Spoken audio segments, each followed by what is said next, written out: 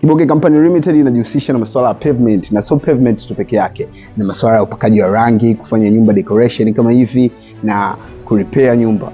Bwana, sisi ni fundi rangi, na hapa kama unavyoona tupo katika harakati za kumaliza finishing, na bado hatujamaliza, tupo katika asilimia kama 75 na mteja wetu kumalizia kazi yake.